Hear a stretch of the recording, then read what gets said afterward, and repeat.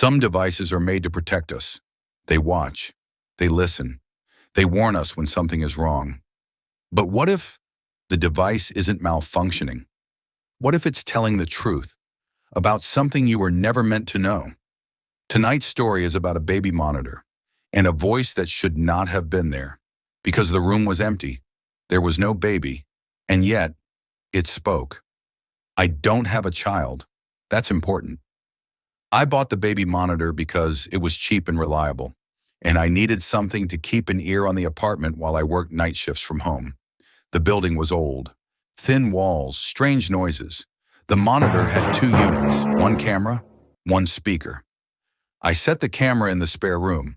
Empty room. No crib, no toys, just boxes and a chair. The first few nights were normal, static, occasional creaks, my own footsteps echoing. Nothing strange, until the fifth night.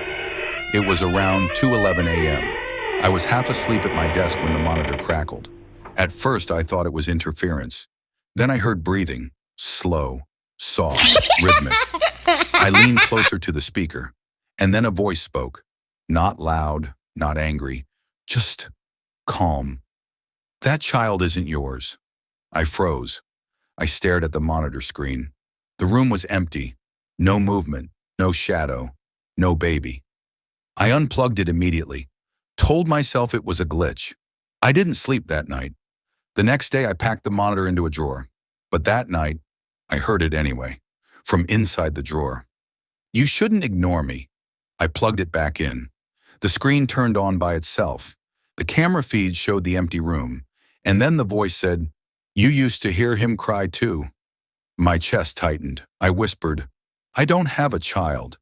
The monitor responded immediately, "Not anymore." After that night, things started coming back.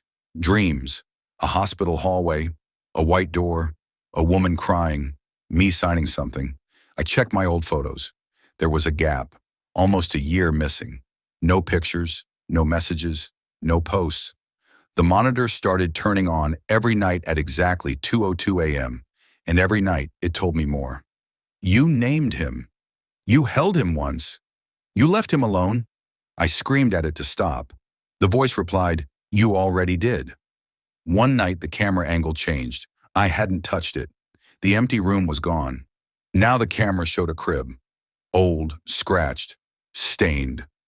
Something was inside it, not visible, but moving.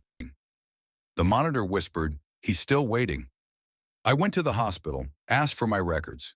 They hesitated, then handed me a file. My name, a child. Cause of death, neglect. Time of death, 2:02 a.m. I dropped the file. When I returned home, the monitor was on. The camera now faced my bedroom. The voice spoke one last time. "You finally remembered." Then, a soft cry filled the room, right beside my bed.